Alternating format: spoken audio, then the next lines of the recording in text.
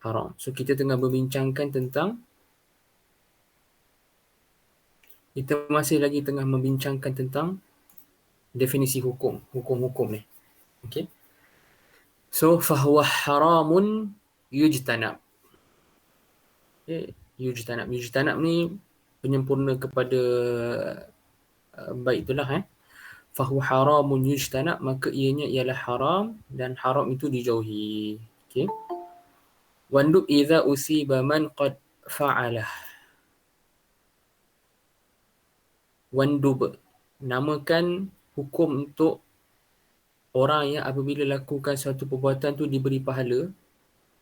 Okay, namakan hukum tersebut sebagai mandub ataupun an-nadb. So namakan dia sebagai an-nadb ataupun mandub iza usiba man qad fa'alah, apabila diberi pahala orang yang melakukannya. So perbuatan-perbuatan yang bila kita lakukan dia kita dapat pahala. Tetapi kalau kita tinggalkan dia, kita tak diazab, tak diiqab. Iqab ni diazab lah, ataupun diancam dengan azab kan, ataupun diambil tindakan. Maka bila kita buat dapat pahala, tapi kalau tinggal tak dapat dosa dan tak diancam dengan azab dan sebagainya, itu dinamakan sebagai mandub. Okay. Dan anda dah sebut dah, mandub ni datang daripada perkataan an-nadb, yang mana an-nadb ni bermaksud menyeru atau memanggil. Asal maksud bahasa dia menyeru atau memanggil. Jadi bila kata perkara tersebut mandub, seolah macam Nabi SAW tengah panggil kita, tengah pelawa kita untuk lakukan perkara-perkara yang mandub dan sunat tersebut. Kan? Anda dah sebut minggu lepas syair daripada salah seorang penyair dalam Hamasah, Diwan Hamasah Abi Tammam kan. La yas'aluna hina yandubuhum. So orang Arab zaman dulu ni bila dia minta kabilah ditolong dia, orang-orang kabilah dia ni tak tanya kat dia dulu. Kamu nak kami tolong ni sebab apa? Sebab apa dia tak tanya? Sebab taksub. Hamiyah. Hamiyah ni maksudnya ketaksuban terhadap kabilah tu. Hamiyah. Okay? So disebabkan hamiyah dan taksub kepada kabilah, apabila mereka diseru dan dipanggil untuk tolong, diorang tak pernah tanya kenapa. La yas'aluna hina yandubuhum. So apabila seorang yang dalam kesusahan ni, dia yandubuhum, dia meminta orang kabilah ditolong, orang kabilah tu tak tanya kenapa. So dia tolong je, walaupun sebenarnya orang yang kabilah dia tu mungkin orang yang bersalah. Okay, sebab hamiyah lah, hamiyah dan taksub kepada kabilah. Dan ana juga dah sebutkan di sisi jumhur ulama Syafi'iyah, lafaz-lafaz tentang sunat, mandub, tatawwu', nawafil atau nafil, mustahab, sunnah, okay, semuanya kategori sama sahaja. Tak dianggap ada perbezaan di antaranya. Di sisi majoriti ulama Syafi'iyah, semua tu sama je. Mustahab, mandub, sunnah, nafilah, okay, ataupun nafil atau nafilah, jamak dia nawafil, tatawwu', okay, semua tu hukum dia sama sahaja. Okay, hukum dia sama dan dia tak ada perbezaan. Itu di sisi jumhur Asy-Syafi'iyah. Kemudian ana pun sebut juga di sisi Al-Imam Al-Baghawi. Di sisi Al-Imam Al-Baghawi dan sebahagian Syafi'iyah yang lain, mereka membezakan di antara lafaz-lafaz tersebut. Okay, mereka membezakan di antara lafaz-lafaz tersebut. Contohnya di sisi Al-Baghawi, sunnah ini khususnya merujuk kepada apa yang Nabi SAW konsisten buat. Okay. Ma wadhaba 'alaiha an-nabiy sallallahu alaihi wasallam. Ini pandangan sebahagian kecil mazhab Syafi'i lah, yang macam saya sebut minggu lepas, pandangan Al-Baghawi dan juga Al-Qadhi Husain. Okay. So dia bezakan dan dia pisahkan di antara perkara-perkara yang lafaz-lafaz sunat tu, yang sunnah, mandub, mustahab, tatawwu'. Okay. Kemudian mustahab pula bagi Al-Baghawi dan Al-Qadhi Husain ni, mustahab adalah apa yang Nabi SAW lakukan. Okay. Tapi Nabi SAW lakukan sekali atau dua kali sahaja. Ma fa'alahu marrah atau marratain. Okay. Kemudian at-tatawwu'. At-tatawwu' pula ma yunshi'uhu al-insan bi ikhtiyarihi min al-awrad. Tatawwu' ni kita boleh kata apa yang manusia itu buat sebagai tambahan dengan pilihan dia sendiri daripada wirid-wirid. Penambahan dalam wirid. Sama ada wirid tu melibatkan ibadah macam solat, atau wirid tu melibatkan bacaan Quran, ataupun wirid tu bermaksud zikir-zikir lah. Zikir-zikir yang lazim. Okay, zikir-zikir. Ditambah zikir-zikir dia. So, itu di sisi siapa? Itu di sisi Al-Qadhi Hussein dan juga Al-Qadhi Hussein dan juga Imam Al-Baghawi. Okay, Muhyi Sunnah Al-Baghawi. Okay. Kemudian tentang makruh au tarikun mumtathilan fakrahulah. Okay. Makruh pula ditarifkan sebagai au tarikun mumtathilan. Kalau kita buat tak dapat apa-apa lah. Tetapi kalau kita tinggalkan perkara yang makruh ni, okay, mumtathilan. Mumtathilan ni maksudnya kita bukan tinggal sebab kita tak mampu nak buat ke, ada halangan ke, kalau tidak kita dah buat. Itu tak dipanggil mumtathilan.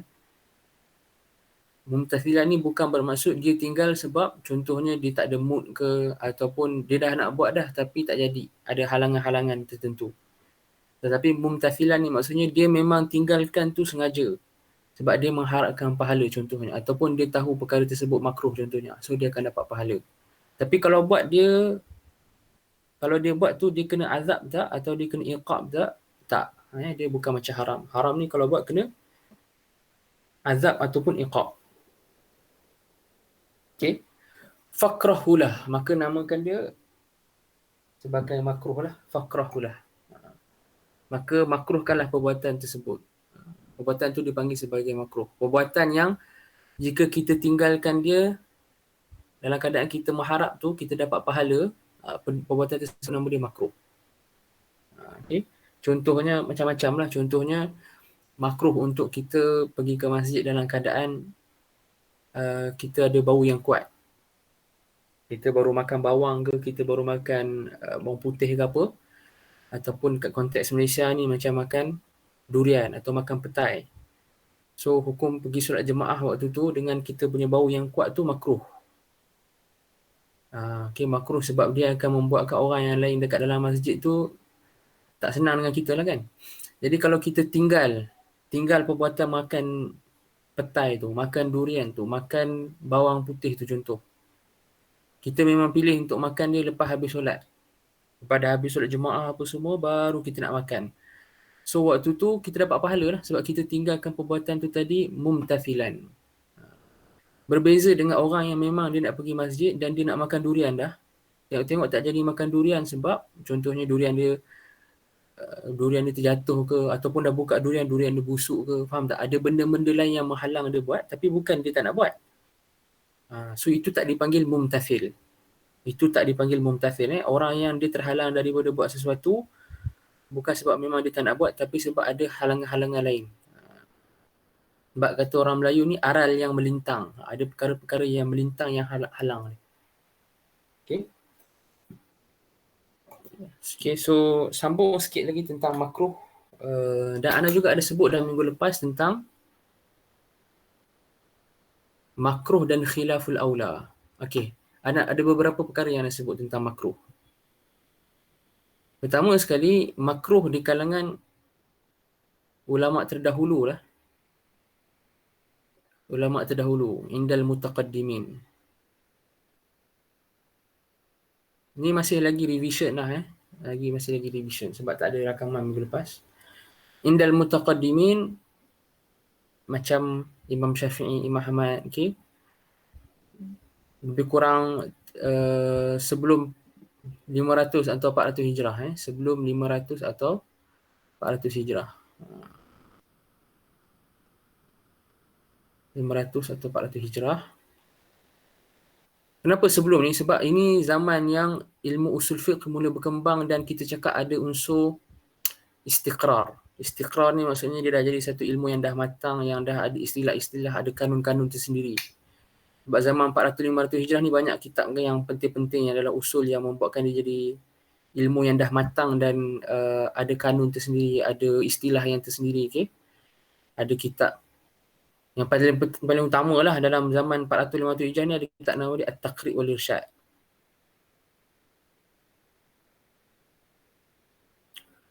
Oleh Al-Baqillani. Okay? Al-Baqillani, Al-Qadhi Al-Baqillani, mazhab Maliki. Ya? Baqillani ni rajih ni dia mazhab Maliki. So, kitab Taqrib wal Irsyad ni sebenarnya setelah kemunculan dia, ilmu usul tu kita cakap boleh kata ilmu yang dah matang, dah ada istilah tersendiri, ada kaedah tersendiri. Okay? Daripada Taqrib ni dah datang Burhan. Imam Juwaini, Imam Al-Haramain. Burhan oleh Lil Juwaini. Burhan oleh Juwaini. Burhan ni pula macam-macam kitab lain datang. Daripada Burhan ni, Imam Ghazali ada buat ringkasan di Al-Mankhul. Mankhul. Kemudian bila Imam Ghazali makin meningkat dalam umur, makin dewasa, makin berkembang ilmu beliau buat Al-Mustasfa. Okay? Mustasfa. Dan macam-macam lah. So ini zaman istiqrar ilmu usul. Jadi sebelum 540 Hijrah, makruh ni indal mutaqaddimin, ulama yang datang sebelum 450 Hijrah ni, makruh biasanya dia bermaksud haram. Ataupun dia boleh guna untuk dua-dua. So kiranya makruh ni merangkumi haram dan juga apa yang kita faham dengan makruh lah. So ada dua-dua. Jadi kalau kita jumpa zaman tu ulama guna istilah saya tak suka kan. Macam akrah.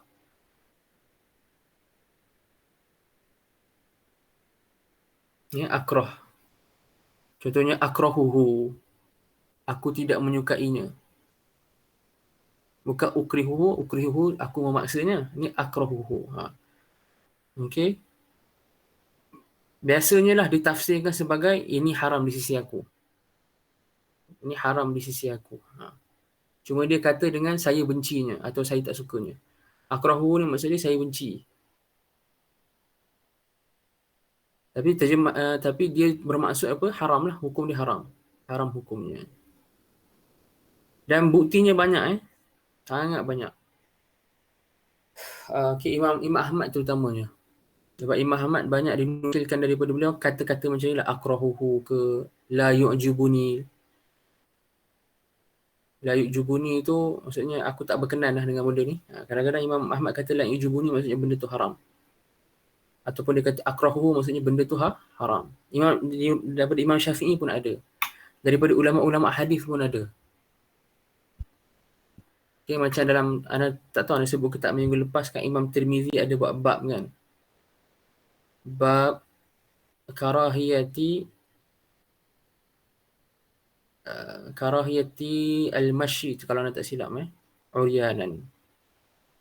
Bab pada menyatakan larangan untuk kita berjalan, untuk kita keluar dalam keadaan tak berpakaian apa-apa. Uryan ni maksudnya bogel lah, tak pakai apa-apa.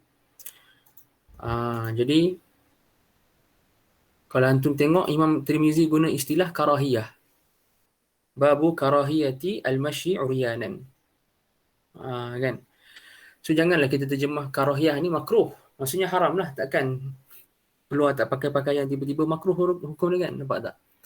So itu di sisi mutaqaddimin. Okay? So antum salin dulu ataupun cuba faham dulu apa ni yang nak padam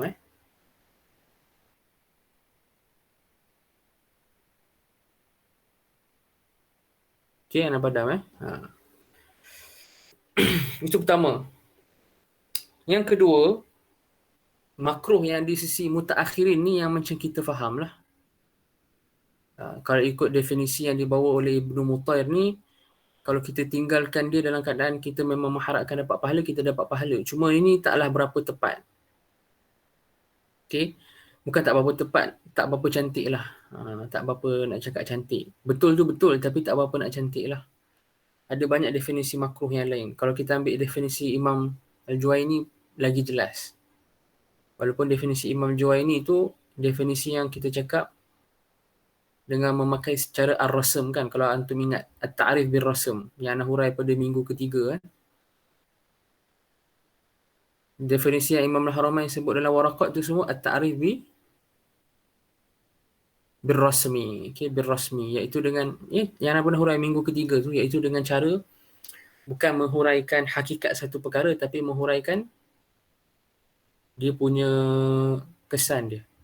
Ar-rasm ni maksud dia kesan. Sama maksud dengan al-athar dalam bahasa Arab. Kesan. Okay. So Imam Haramain takrifkan makruh sebagai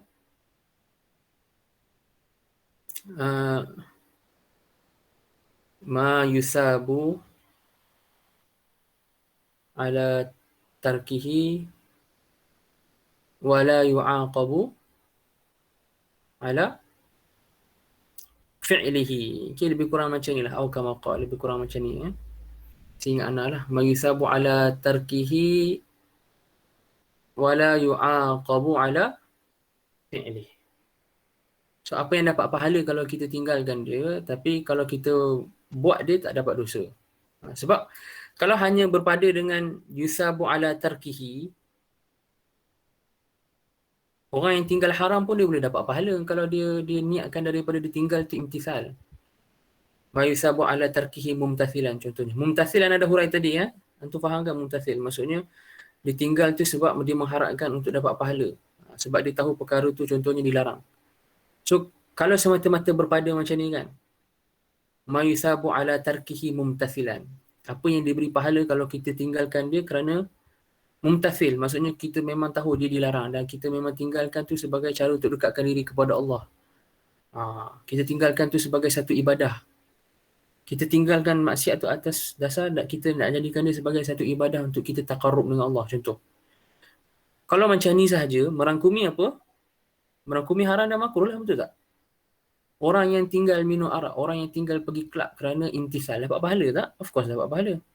Orang yang tinggal makan durian tadi macam mana cakap, makan durian ataupun bawang, supaya dia tak nak pergi masjid, dia menyakiti orang makmum-makmum lain, dia dapat pahala juga, benda tu makruh. So berpada dengan ma yusabu ala tarkihi mumtathilan, macam yang Ibnu Mutair buat ni, au tarikun mumtathilan ni, tak berapa tepat. Okay. Okay. So ini just macam kita cakap kritikan lah, kritikan sikit pada nazam ni, tak ada apa pun. Okay. So tadi dah tahu dah makruh di sisi mutaqaddimin maksud dia haram. Kemudian kita dah sentuh juga kritikan terhadap definisi yang pengarang kita bagi. Kedua, di sisi mutaakhirin kita, mutaakhirin mazhab Syafi'i ni terutamanya, mereka ada bezakan di antara apa yang dipanggil sebagai makruh,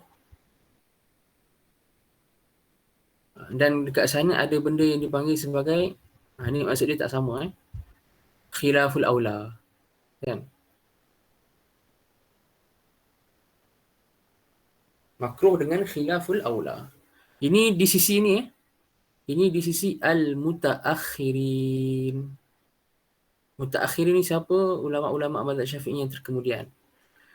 Kita boleh kata 500 hijrah ke atas.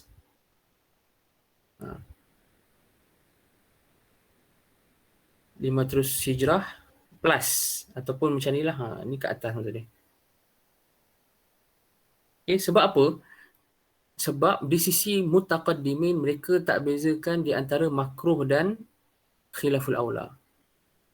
Mutaqaddimin ni sebelum, ulama-ulama mazhab Syafi'i yang sebelum 500 hijrah, mereka anggap makruh dan khilaful aula benda sama, ataupun dengan ta'bir yang lagi tepat dia, anda cakap mereka menamakan apa yang dipanggil sebagai khilaful aula ni sebagai makruh juga. So di sisi mutaqaddimin, khilaful aula dipanggil makruh, makruh dipanggil makruh. Anda bagi contoh. Okay, kita sebelum tu antum kena faham dululah di sisi mutaakhirin apa dia makruh, apa dia khilaful aula, betul tak? So di sisi mutaakhirin makruh yang ana hurai tadi tu, yang tadi definisi dia, mala yu'aqabu ala tarkihi wa yusabu ma la yu'aqabu ala fi'lihi. Okay, wa yusabu ala tarkihi kan. So ini makruh. Khilaful aula apa pula? Khilaful aula ni adalah suatu perkara yang dia tak patut untuk kita buat, dengan bahasa mudah lah, tak afdal dan tak patut untuk kita buat, tapi tak ada kat sana larangan yang khusus. Okay, tak ada dekat sana larangan yang khusus. Jadi untuk definisi yang lagi tepat untuk khilaful aula ni, ana bagi contoh ni. Okay, dia ada banyak definisi lah, ini antara definisi yang senang. Ma talaba syari'u minal mukallafi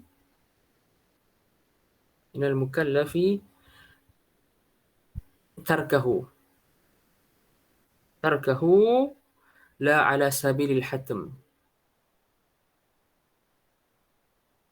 La ala sabilil hatmi walam, yang ni yang paling penting kat bawah ni, walam yakun makhsusan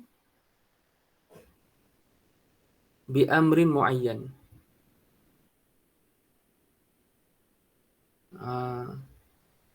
Apa maksud dia? Ma talaba syari'u minal mukallafi tarkahu ni sama macam makruh. Apa yang agama kita, syarak kita meminta daripada kita untuk tinggalkan dia, la ala sabilil hatm. Ni al-hatmi, maksudnya memang syarak minta untuk kita tinggalkan, tapi bukan ala sabilil hatm. Sabilil hatm ni bukan kemestian. Faham tak? Dia bukan kemestian. Maksudnya, ia memang syarak minta kita tinggalkan, tapi tak kemestian. Maksudnya kalau kita buat juga, tak adalah dapat dosa. Adapun benda yang haram, syarak minta kita tinggalkan ala sabilil hatm lah. Maksudnya satu kemestian lah. Okey. Bahagian ni, okey. Antum tengok ni buka mata luas-luas tengok. Daripada sini sampai sini. Ana buat daripada A sampai B. A sampai B ni, ini sama dengan definisi makruh sebenarnya. Okay, cuma yang ni definisi makruh ataupun yang ni definisi dari sudut at-ta'rif bil had. Kalau yang antum ingat, minggu ketiga ada hurai. Ta'rif bil had. Yang ni yang ada sebut dah tadi kan, ini at-ta'rif bil rasmi. At-ta'rif bil rasmi.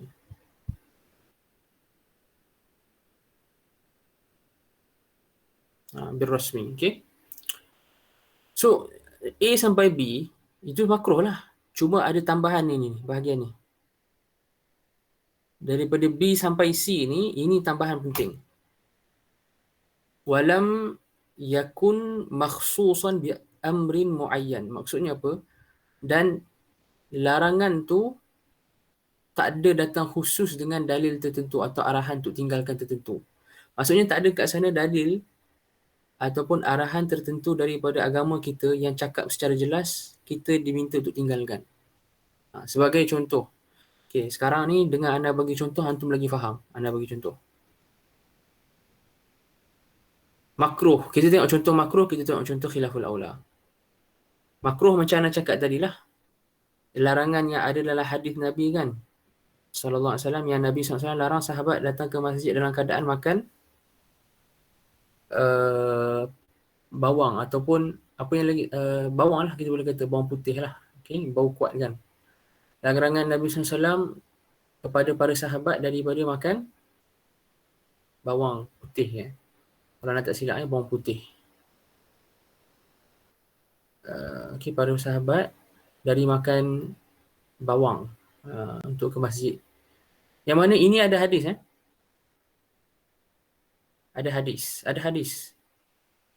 So, ada dekat sana hadis, yang ni ada hadis dan ada arahan yang khusus.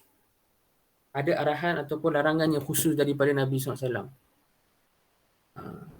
Adapun untuk khilaful aula, dia tak ada larangan yang khusus, tak ada hadis yang khusus. Cuma ulama fahami perkara tersebut tak patut untuk kita buat, tak afdal untuk kita buat dengan melihat kepada fadilat dia. Sebagai contoh, di sisi sebahagian mutaakhirin Syafi'iyah lah, sebahagian ulama mazhab Syafi'i ada khilaf, tapi sebahagian besar juga di kalangan mazhab kita mazhab Syafi'i ni berpandangan khilaful aula, contoh dia apa?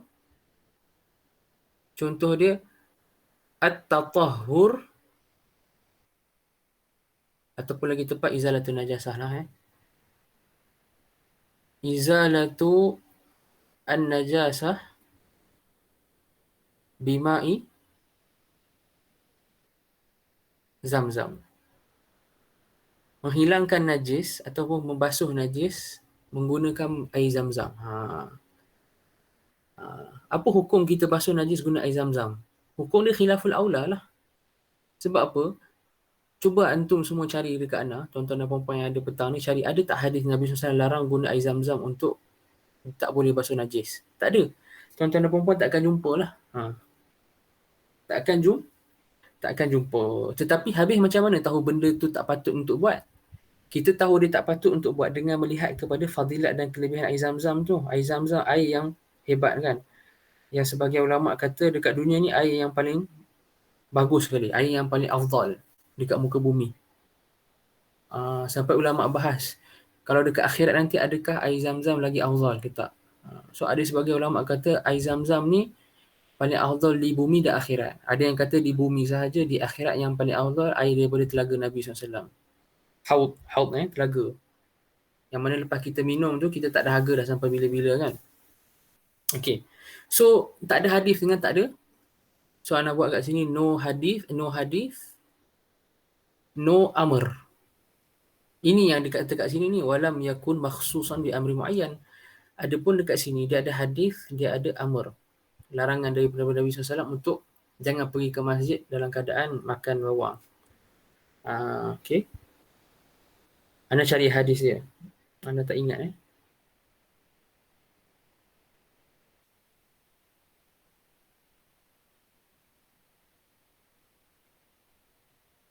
tu dia. Kan Nabi SAW kata man akala as-sawma awil basal, okay, minal ju'i aw ghairihi fala yaqrabanna masjidana. Okay, fala yaqrabanna masjidana. Man akala as-suma awil basal minal ju' aw ghairihi fala yaqrabanna masjidana. Okay. Siapa yang makan as-sum dengan al-basal ni, bawang putih. Lagi satu tu ginger. Dalam bahasa Melayu ginger apa? Halia Halia kan? Okay, al-basal. Okay, al-basal bawang, as-sum, garlic. Garlic apa? Garlic in Malay. Bawang putih. Okay. Ana dhaif dalam bab ni. Dalam bab sayur ni. Teruk juga. Okay. So, garlic dengan onion. Senang. Ana bagi Inggeris. Okay, Ana bagi bahasa Inggeris. Garlic dengan onion, Nabi SAW larang. So, dekat situ ada hadis dengan ada amar muayyan lah. Ada pun larangan untuk menggunakan air Zamzam untuk menghilangkan najis. Ada hadis tak? Tak ada hadis. So, itu dipanggil khilafu al-aula. Okay. So yang ni tadi catatlah hadis man akala as-suma awil basal fala yaqrabanna masjidana. Okay, minal ju'i wa ghairihi fala yaqrabanna masjidana. Maka janganlah dia dekati masjid kami.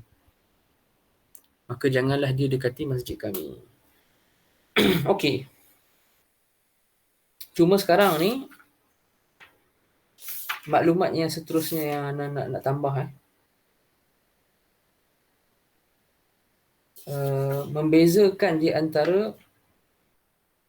membezakan di antara makruh dan khilaful aula ni memang macam yang sebut tadi tak dipakai oleh mutaqaddimin. Di sisi mutaqaddimin, maksudnya di sisi ulama mazhab Syafi'i yang mutaqaddimin, benda yang khilaful aula pun dipanggil sebagai makruh. Perkara yang khilaful aula pun dipanggil sebagai makruh. Yang anda tengah cari teks ni. Okey, ni dia. Ini ana merujuk kitab ni, nama dia Syarah Zari'atul Wusul. Zari'atul Wusul ni, Syarah Zari'atul Wusul ni karangan Imam Al-Ashkhar Az-Zabidi, ulama masyhur mazhab Syafi'i dekat Yaman lah, yang ana pernah sebut sebelum ni kan, kelas pertama. Al-Ashkhar ni anak murid kepada Ibnu Mutair ni, sahibun nazm. Anak murid dia. Okey, dia anak murid Ibnu Mutair ni, syekh dia lah yang buat nazam kita ni. So dia ada kitab syarah Zari'atul Usul. Sangat bagus Cuma dia lagi tebal dan lagi panjang daripada kitab Syekh dia ni. So dalam syarah Zari'atul Usul ni, muka surat 186, antum boleh cari Tapi tak ada PDF, kena beli. Anda cari PDF tak jumpa dah. Okay. Kata Imam Al-Ashkhar, dia kata, wa ammal mutaqaddimuna. Ni antum boleh catat lah kalau nak. Wa ammal mutaqaddimuna fayutliquna al-makruha ala dhin nahyi. Fayutliquna al-makruha ala dhi an-nahyi. Al-makhsus wa ghairi al-makhsus. Al-makhsus wa ghairi al-makhsus.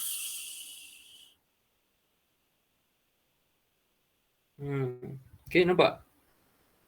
Ni muka surat 186 je. So kata Imam Al-Ashkhar ni, ada pun ulama' mutaqaddimin mazhab Syafi'i ni, maka mereka mengitlaqkan, maksudnya mengistilahkan, menggunakan lafaz makruh ni untuk apa yang zinnahil makhsus, perkara yang memang ada larangan khusus padanya, wa ghairi al-makhsus, dan juga larangan yang tiada, larangan perkara yang larang untuk kita buat, cuma tak ada larangan khusus daripada Nabi SAW. Maksudnya merangkumi ni lah khilaful aula. Khilaful aula kan lam yakun makhsusan, nampak? Bi amri muayyan. So Al-Ashkhar kata ala zinnahil makhsus wa ghairi al-makhsus. Fayashmal, maka merangkumi apa? Fayashmalu al-makruha wa khilafa al-aula. Okey. Ni tambahan je lah. Ana rasa minggu depan anda tak sebut benda ni Ana rasa anda tak sebut minggu depan benda ni. So ana tambah Okey. Siapa nak salin dulu boleh salin. Ana bagi sekejap, nanti ana padam.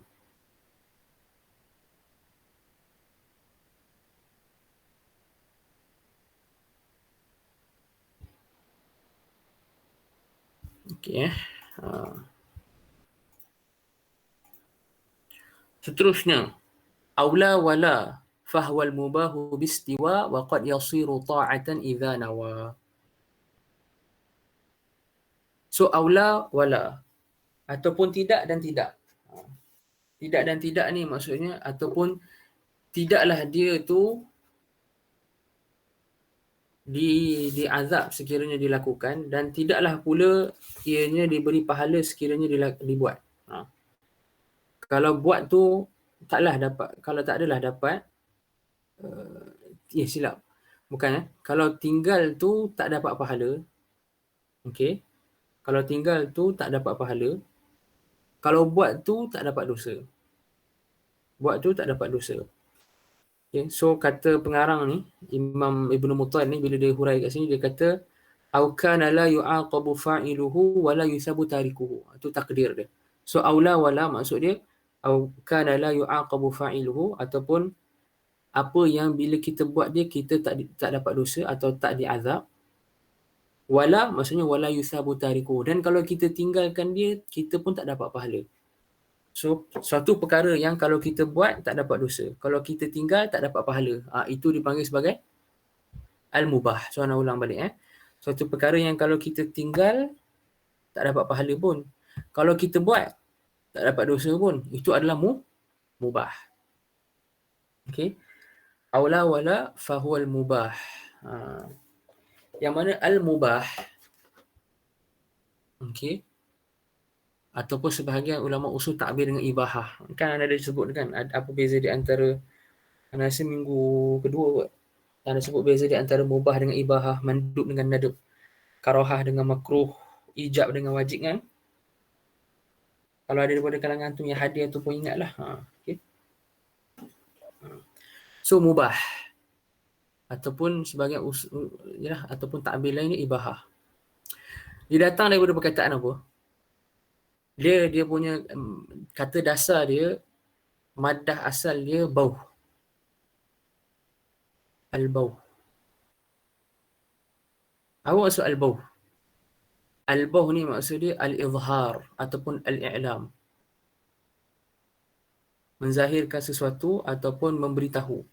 Al-i'lam kan? Al-i'lam ni bagi tahu. Okey. Itu asal maksud dia. Baha yabuh. Kalau anda tak silap. Akan tetapi ibahah datang daripada abaha. Dia rubai. Abaha yubihu. Abaha yubihu. So maksud dia, kalau dari sudut bahasa, abaha yubihu ni maksud dia azhara yuzhiru ataupun a'lama yu'limu. A'lama yu'limu. Apa maksud a'lama yu'limu? Maksud dia memberitahu. A'lama yu'limu. Dari sudut bahasa lah. Abaha yubihu maksud dia a'lama yu'limu. Okey. Apa kaitan dari sudut lughatan dengan istilahan? Sebab anda pernah sebut kat antum kan, dekat tuan-tuan dan perempuan selalu anda sebut lughatan dengan istilahan dia mesti ada hubungan. Kalau pelajar tu tak nampak hubungan atau gagal mencari hubungan di antara lughatan dengan istilahan, maksudnya dia tak kuasai lagi bidang tu. Okay? Suatu cabang ilmu tu, orang tu dia tak kira kuasai kalau dia tak boleh nampak connection di antara lughatan dengan istilahan. Okay. Ini anak perasan tak nak buat tanwin dekat ha, bukan kat alif Ini faedah daripada ilmu imla lah, ilmu bahasa Arab, imla menulis. Sebab alif ni di sisi ulama bahasa dia, al-alif la taqbaru al-harakat. Alif tak boleh terima baris. So tanwin ni baris kan. So kaedah dia alif tak boleh terima baris. So kalau kita tulis tanwin dekat sini, di sisi kebanyakan ulama bahasa tak tepat. Walaupun zaman moden ni kalau orang buat tanwin kan, kalau kita cakap eja macam ni lah, mubahan contoh. Dia letak kat sini kan. Cuma yang untuk lagi selamat, yang lagi tepat macam ni. Yang ni. Sebab al-alif la taqbalul harakat. Okay. Itu faedah bahasa dia. Okay. So, dari sudut istilahan.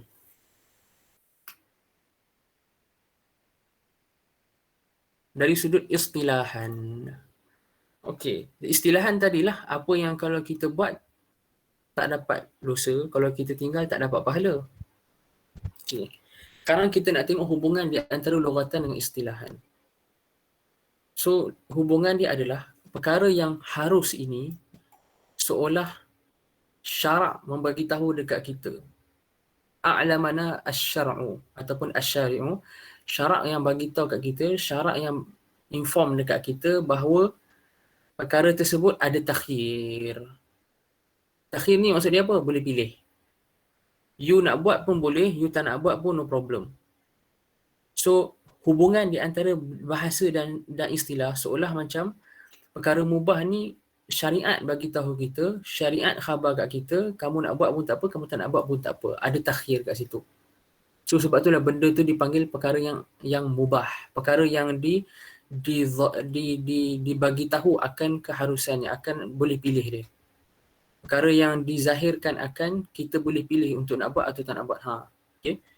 Sebab tu antum jangan pelik kalau kita ada sebagai ulama usul, antaranya Imam Ar-Razi lah, Fakhruddin Ar-Razi, dia bila didefinisikan mubah ni atau ibahah lah, ibahah, Ar-Razi bila definisikan ibahah, Ar-Razi kata a'lama. Ada guna perkataan a'lama dalam definisi tu. Okay, ada guna perkataan a'lama. Kan? Contohnya Ar-Razi kata dalam mahsul anda tengah cari sekejap fahuwa allazi u'lima fa'iluhu. Perkara yang mubah ni adalah perkara yang pelakunya tu u'lima, dikhabarkan kepada dia, dia beritahu kepada dia. Dia beritahu kat dia apa? Annahu la darara fi fi'lihi wa tarkihi. Tak ada darar, tak ada masalah, tak ada mudarat kalau dia buat, dan tak ada juga mudarat atau masalah kalau dia tinggalkan. Fi fi'lihi wa tarkihi wala naf'a fil akhirah, dan tak ada manfaat pada akhirat. Ni takrif siapa ni? Ni takrif Ar-Razi dalam Mahsul, Al-Mahsul. So nampak tak? Ar-Razi dia guna ni, dia akan ambil yang ni, nampak? So, Ar-Razi kata bahawa allazi u'lima fa'iluhu.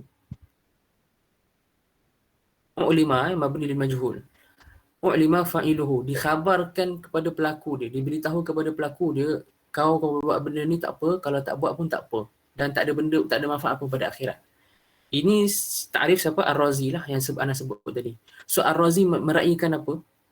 Ar-Razi meraihkan dari sudut asal maksud bahasa. Nampak tak? Macam tu nampak tak kenapa penting nak kena kuasai dari sudut bahasa ni? Nah, dan ini pun satu galakan dan ana punya pelawaan bersamalah untuk kita semua kena kuat bahasa Arab. Okey? Kita kena kuat. Kalau kita dah rasa kita kuat, kita kena kuat lagi. Kalau ada daripada kita ni yang rasa dia dah selesa dengan ilmu bahasa Arab dia, mungkin dia rasa dia dah boleh sampai tahap alfiah dalam semua cabang bahasa Arab kan. Kuasai alfiah Ibnu Malik dalam Nahu, dia kuasai alfiah An-Nisari dalam Saraf, dia kuasai alfiah As-Suyuti, Uqudul Juman dalam Balaghah. Kalau dia rasa dia power pun dia kena belajar lebih lagi. Sebab ilmu bahasa Arab ni sangat luas. Kalau yang lemah atau rendah ataupun yang masih rendah dalam bahasa Arab atau lemah yang dalam bahasa Arab ni, atau permulaan, macam kebanyakan daripada kita ni, macam kita semua, lagilah banyak dia kena kuasai. Okay? Apatah lagi kalau dia nak belajar usul fiqh. Ni anda bagi tahu siap-siap. Ini bagi tahu siap-siap. Kalau kita nak jadi orang yang betul-betul, kalau nak cakap secara, orang Arab kata, bikulli sarahah. Bikulli sarahah ni maksudnya, kalau kita nak cakap being honest 100% lah. Kalau kita nak betul-betul kata, okay, if we are being honest 100%, tak boleh digambarkan ada orang tu dia menguasai usul fiqh, tiba-tiba dalam bahasa Arab dia punya level dia setakat orang yang ada kuasai asas atau pertengahan dia. Hatta pertengahan pun tak lagi. Pertengahan ni maksudnya siapa? Pertengahan ni kalau kiranya syarah Qatrun Nada dengan syarah Syuzuruz Zahab Ibnu Hisham tu dia dah kenyang lah. Kalau dia boleh kuasai Syuzuruz Zahab, okay, dengan Qatrun Nada dan syarah-syarah dia oleh Ibnu Hisham sendiri, itu kira pertengahan tu. Pertengahan baru tu. Walaupun syarah Syuzuruz Zahab tu berapa ramai boleh faham kan? Itu kira pertengahan. Jadi kalau betul-betul nak pakar usul, dia kena advance dalam Nahwu Saraf Balaghah. Advance lah, level advance. Maksudnya dia level Awdahul Masalik ke, Ibnu Aqil ke, okay? Kira at least syarah alfiah lah, satu syarah alfiah. Dia dah belajar ataupun dia pernah faham. Dia belajar alfiah ataupun dia dah boleh faham satu syarah alfiah. Yang paling senang syarah Ibnu Aqil lah. Syarah Ibnu Aqil senang. Ada syarah moden yang bagus-bagus, yang mudah kan. Syarah moden macam-macam. Dari Rusalik lah, macam-macam. Yang Turath ni Ibnu Aqil paling senang. Awdahul Masalik ni berat sikit. Berat. Kemudian dalam Balaghah pun sama. Ada Alfiah Suyuti kan, Uqudul Juman. Dia pun dah kuasai Uqudul Juman dengan syarah yang mudah atau syarah yang tak berapa susah. Kita ada syarah nama ulama tu Syarafuddin Al-Mudarrisi. Okay. Syarah dia dalam 2 jilid. Dia syarah Uqudul Juman Suyuti. Itu kira syarah yang agak mudah. So, dia kena level tahap macam tu. Okay. So, penting lah. Ini penting. Aula fala fahuwal mubahu bistiwa. Bistiwa ni maksudnya dengan persamaan. Persamaan apa? Okey, antum tengok Sebab ulama usul kadang-kadang mereka kata mubah ni apa yang dipanggil sebagai, antum tengok kadang-kadang dia orang akan takbirkan mubah sebagai, dia kata mustawi at-tarafain. Apa maksud mustawi at-tarafain ni? Mustawi at-tarafain. Antum tengok dia kalau orang tu pandai lukis lagi baguslah, tapi anda cuba tunjuk.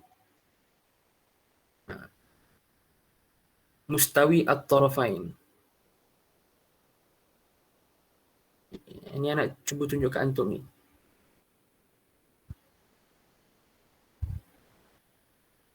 Inilah dia. Inilah mustawi at-tarafain. Inilah mubah ni. Ni mubah lah ni. Mubah ni nak tinggal pun 50, maksudnya 50-50. Mubah ni 50-50. Orang kita cakap 50-50 kan 50-50. Tinggal pun 50%, nak buat pun 50%. Ini dipanggil mustawi at-tarafain. Yang ni taraf, satu hujung. Ni taraf, satu hujung. Mustawi ni maksudnya rata. Mustawi ni kita cakap rata ataupun straight. Rata ataupun straight. Lebih kurang lah tu. Okay, rata. Nampak tak? Ini mubah. Okay, antum tengok betul-betul. Kalau contohnya benda tu makruh. Makruh mungkin dia makruh tak mustawi tarafain. Makruh mungkin macam ni. Makruh mungkin tinggal tu kita digalakkan untuk tinggalkan dia. So dia mungkin 65%. Kalau kita buat juga makruh, dia mungkin 35 lah. Macam tu nampak. So, dia syarak galakkan kita untuk tinggal dia. Sebab tu tinggal tu 65%. Tapi kalau kita buat, tak apa. Cuma eloknya tak buat lah. So, yang afdalnya maknanya, afdalnya dekat sini.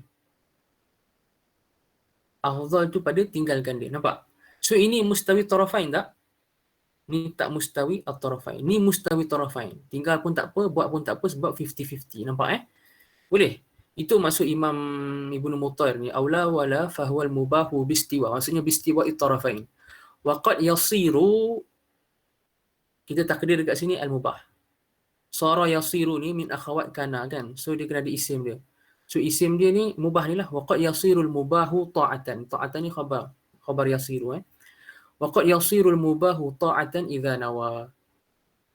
Dan qad dalam bahasa Arab kalau jumpa fi'il mudhari' apa? Dia boleh jadi banyak, boleh jadi sikit. Okey.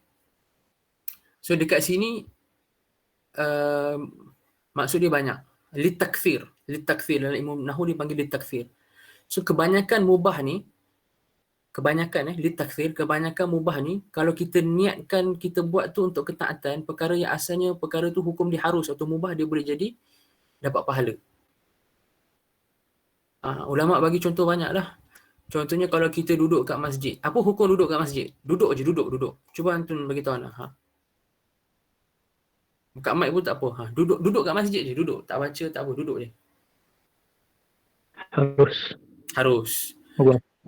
Kalau dia niat dengan dia duduk tu untuk dia sekalikan, dia lepak-lepak dan dia duduk dengan itikaf, dapat pahala.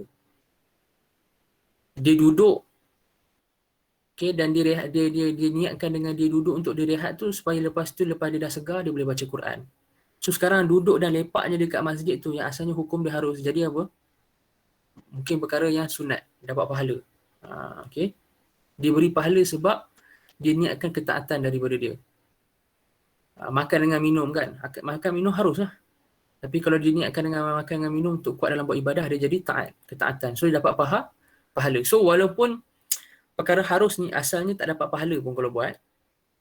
Sebab kita dah bahas tadi kan. Dia buat tak dapat pahala, tinggal tak dapat dosa pun tak. Tapi kalau dia niatkan, idza nawa, dengan syarat kena niat lah. Sebab tu kalau antum tengok hadis 40 kan. Hadis innamal a'malu binniyat ataupun dalam kaedah fiqh, ulama kita selalu bahas tentang al-umur bimaqasidiha. So antara aplikasi kepada al-umur bimaqasidiha ni apa? Niat tu litamyiz bainal adati wal ibadat. Niat mampu bezakan di antara perkara yang adat kebiasaan kepada ibadat. Mandi, benda biasa. Tapi kalau kita niatkan dengan mandi tu jadi mandi wajib, jadi ibadat, faham tak? Walaupun mandi biasa dengan mandi wajib sama je, kita ratakan air ke semua badan lah. Biasanya bila kita mandi, semua badan kita kena air, betul tak? Kalau kita mandi biasa pun, kita mandi wajib, air pun kena seluruh badan. Apa beza dia? Beza dia niat. So dia boleh daripada adat boleh ubah jadi ibadat. Tidur, adat. Tapi tidur dengan niat litaqawi. Apa maksud taqawi? Untuk kuatkan. Ya Allah, aku tidur sekejap berapa jam ni, nanti 4:30 aku bangun nak tahajud. Dengan harapan dengan aku tidur ni aku segar sikit lah. Itu taqawi tu. Dapat pahala. Waqad yasiru ta'atan idza nawa. Dengan syarat kena niat lah. Okay, tak niat rugi. Kan? Sebab itulah orang yang pandai ni, orang yang faqih ni, dia faham tentang kelebihan niat. Dan niat ni sebenarnya sampai ulama, antum tahu kan, ulama karang kitab khusus tentang niat. Ada ulama mazhab Maliki, nama dia Al-Qarafi, Shihabuddin Al-Qarafi. Anak murid kepada Sultan Ulama, Al-Izz bin Abdul Salam. Al-Qarafi ada kitab khusus tentang niat. As-Suyuti kalau anda tak silap pun ada kitab khusus tentang niat. Dan ulama-ulama mutaakhirin yang dekat Yaman pun ada buat tentang niat juga. Macam-macam. So jangan main-main lah isu niat ni. Okay. Last sekali perbahasan hari ni yang terakhir. Nak tutup kitab ni. Ni perbahasan last. Ni perbahasan yang min fudulil kalam lah. Maksudnya tak penting pun. Tapi ulama usul mesti bahaskan juga. Maksudnya atas dasar ialah untuk pengetahuan yang tambahan. Tapi tak adalah bagi kesan sangat. So hukum ni yang 5 tu, itu letak dalam hukum taklifi kan.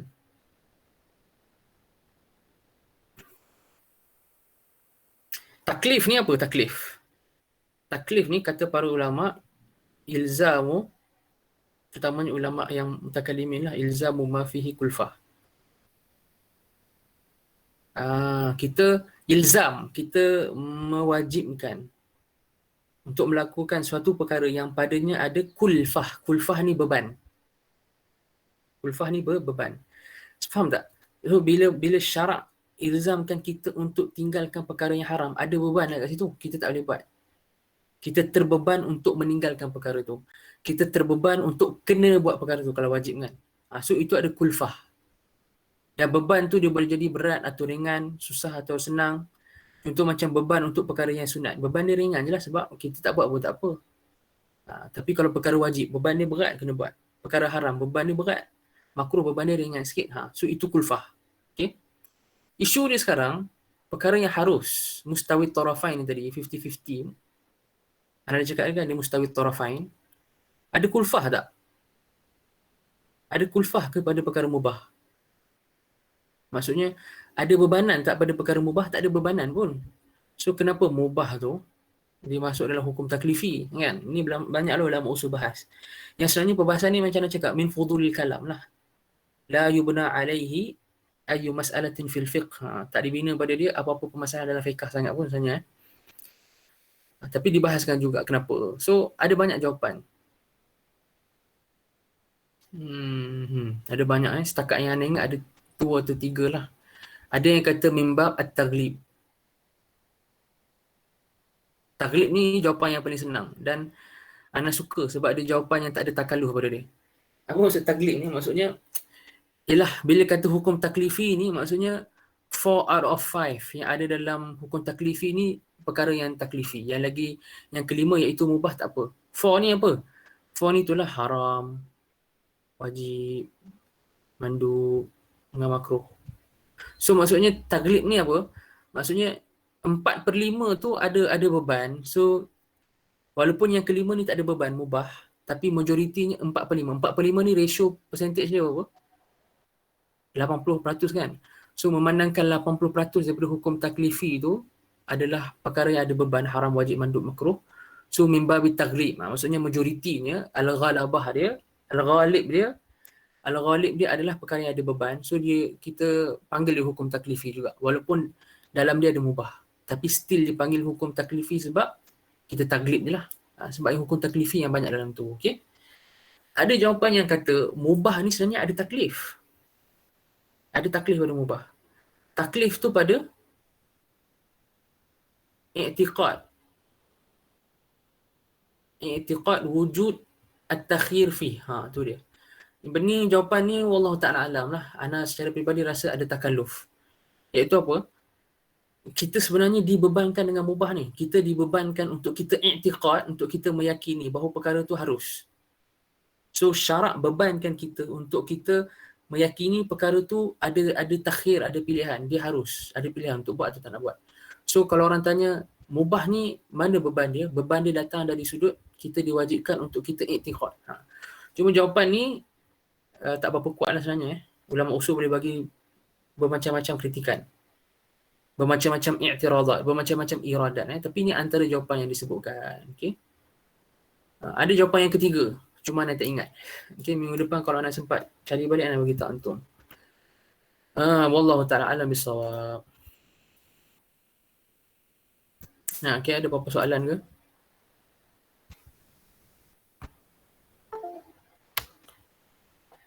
Tak ada So far tak ada Ustaz. Ustaz, Ada rekod? ada soalan Ustaz. Aha. Ustaz kata di sisi mutaakhirin, di sisi mutaqaddimin, makruh membawa dua maksud, haram dengan makruh yang difahami. Macam mana kita nak beza kalam-kalam ulama mana satu yang ada macam mana nak bezakan bila diorang kata haram? Cara dia dua cara. Satu, kita tengok siak atau konteks pertanyaan tu. Orang yang tanya Imam Ahmad contohnya, dia tengah tanya tentang perkara yang makruh ke haram. Kalau perkara yang ditanyakan tu makruh, kemudian Imam Ahmad kata akrahuhu, kita tafsirkan sebagai makruh. Tapi kalau contohnya dia tanya tentang, contohnya apa hukum saya minum arak, contoh. Kalau si Imam Ahmad kata akrahuhu, itu tanda dia kata benda tu haram. Nampak? Satu, kita tengok kepada soalan yang ditanya kepada imam tu. Kedua, kita tengok juga bila dia kata akrahuhu tu, dia ada sebut dalil tak? Kalau dia ada sebut dalil, dalil tu pula dalil yang dijadikan hujah untuk bahawa benda tu haram. Kita faham lah akrahuhu tu benda tu haram. Kalau disebut dalil, dalil tu jadikan hujah untuk bahawa benda tu terlarang je, makruh. Terlarang dengan larangan yang tak kuat, dia jadi makruh lah. So ada banyak cara. Kalau nak tanya macam nak bezakan, pertama kita tengok konteks soalan, siak soalan tu. Okay. Kedua, kita tahu dengan kita tengok kalau dia ada sebut dalil. Kita tengok kalau imam-imam tu ada sebut dalil. Dan yang ketiga ni berat sikit lah, penat sikit. Yang ketiga ni kita tengok sendiri persoalan yang ditanya tu, kita sebagai pelajar ni, kita tengok permasalahan yang dalil dia qat'i ke dhanni. Kalau dalil dia qat'i dan berat kepada larangan haram, dia maksudnya imam tu tengah merujuk kepada haram lah. Tapi kalau perbahasan yang makruf di kalangan ulama, dalil dia dhanni dan mereka merujuk kepada benda tu sebagai makruh, dia makruh lah. So kita boleh faham ringkasan dia, kita tengok siak soalan satu, kita tengok tabiat permasalahan yang ditanya tu, ketiga kita tengok tabiat dalil. Ini ringkasan, faham tak? Tabiat dalil yang disebut, contohnya Imam Ahmad kata akrahuhu, kemudian dia bawa hadis yang kata larangan haram contohnya. Dia bawa hadis yang larangan haram. Tapi kalau Imam Ahmad kata akrahuhu, kemudian dia bawa hadis yang larangan tu, ramai ulama faham sebagai makruh. Kan? Contohnya dia kata orang kata tanya Imam Ahmad, apa hukum minum diri? Contohnya lah, Imam Ahmad kata akrahuhu. Kemudian dia bawa hadis yang sahabat kata nahan Nabi sallallahu alaihi wasallam an yashraba ahadukum atau an yashraba ahaduna qa'iman. Yang mana hadis ni majoriti ulama faham dia makruh lah kan, sebab hadis yang ada Nabi SAW minum air zam-zam waktu berdiri, waktu buat haji tu, itu dalil yang sarif, maksudnya yang ubah dia daripada haram kepada makruh. So itu satu qarinah atau satu dalil kita fahami, ni Imam Ahmad maksudkan makruh lah. Dan majoriti ulama faham makruh kan. Pelik lah tiba-tiba ulama faham makruh ataupun khilaful aula ni, tiba-tiba Imam Ahmad faham haram. So kena tengok dalil apa yang imam tu sebut, konteks soalan, tabiat masalah tu sendiri. Kalau perkara yang ditanya tu perkara yang kita maklum ada ijma' tentang keharaman dia. Kita maklum ada ijma'. Contohnya orang tanya Imam Ahmad, ini contohnya, apa hukum zina? So Imam Ahmad kata akrahuhu. Kita tahu dah waqa'al ijma' ala tahrim atau hurmati zina. So kita tafsirkan akrahuhu tu kepada haram lah. Okay. Wallahu ta'ala alam. Kedua,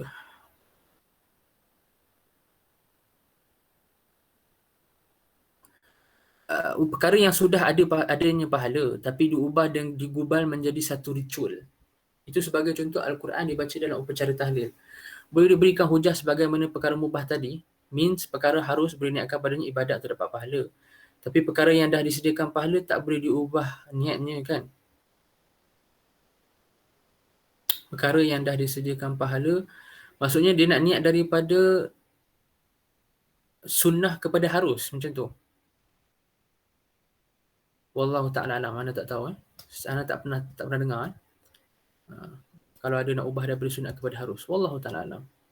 Boleh ulang semula secara ringkas kritikan terhadap tarikh pengarang pada tarikh makruh, tak sempat nak ketik. Okay, sekejap, mana ulang balik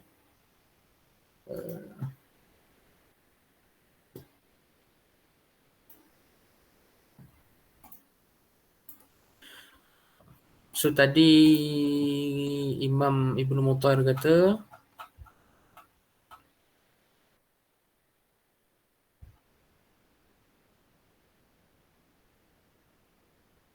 okay, dia autarikum mumtathilan ni. So kritikan dia dengan ringkasnya, kritikan dia adalah orang yang tinggalkan perkara haram pun, kalau dia imtithal, maksudnya ditinggal tu, dia niatkan ditinggal tu kerana nak taqarrub kepada Allah, ditinggalkan tu kerana memang tak nak buat Allah murka contohnya, sebagai satu ibadah, sebagai mentaati Allah kan.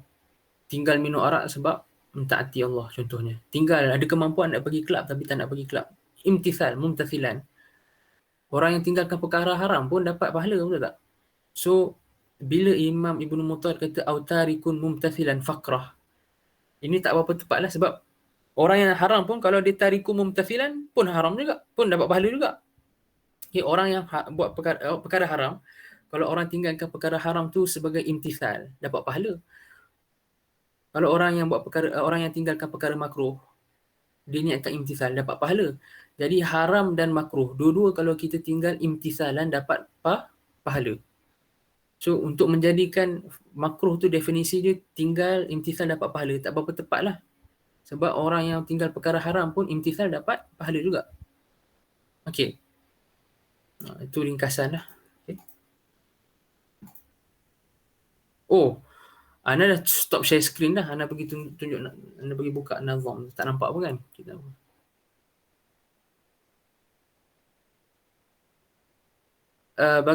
Kita tahu dosa dan pahala boleh bagi kesan dekat hati dengan darjat. Bagaimana pula dengan melakukan perbuatan makruh atau khilaf? Kerana ia tidak ada dosa. Ya, dia tak ada dosa lah. Cuma dia ada kesan dari sudut hati. Dan memperbanyakkan melakui perkara yang makruh ni, hatta melakukan perkara makruh itu sendiri, kebanyakan ulama usul kata makruh ni boleh itab. Kita boleh mu'atabah. Maksudnya kita boleh tegur orang ataupun kita boleh itab lah. Itab ni maksudnya kita nak kata macam tegur atau sergah dia. Contohnya, Anda bagi contoh. Orang yang macam tadi, dia makan durian kemudian dia pergi solat jemaah. Boleh tak kita sound dia? Tak adalah sound. Maksudnya kita tegur dia. Kita boleh tegur. So, memperbanyakkan melakukan perkara yang makruh akan menjatuhkan darjat kita. Bukan saja di sisi Allah, hatta di sisi manusia pun. Sebab kita membuka ruang untuk orang lain itab atau mu'atabah, untuk orang lain kritik kita, untuk orang lain tegur kita. Benda tu memanglah tak dosa, tapi antum bayangkan, elok ke orang yang setiap hari pergi masjid, dia bau durian je. Kan? Elok tak? Tak elok kan? Qabih dari sudut pandangan kita. Dosa tak? Member tu tak dosa pun, tapi faham tak? So, dia tak cantik. Darjat kita akan kurang lah. Dalam ibadah kurang sebab kita tak melakukan ibadah dengan sungguh-sungguh. Kita ada unsur tasahul, main-main, ataupun kita ada unsur tak bersungguh-sungguh nak buat ibadat dengan cara yang terbaik. Dengan manusia pula, manusia pun tak berkenan dengan kita. So memanglah perkara tu makruh. Ini yang kita kena faham, memanglah perkara tu makruh dengan khilaful aula. Tapi kadang-kadang benda tu tak manis. Ditambah lagi kalau kita bawa imej agama. Kita penuntut ilmu agama contoh. Kan? Contohnya lelaki pakai pakaian ketat, apa hukum dia? Mutaakhirin mazhab Syafi'i pakai pakaian ketat ni, okey, yang pakaian yang menyifatkan bentuk badan bagi lelaki, mazhab Syafi'i makruh. Mazhab Syafi'i makruh. Lelaki pakai pakaian ketat yang menyifatkan bentuk badan. Dia pakai baju tak nampak sadar ke, seluar yang sangat-sangat ketat ke, hukum dia makruh.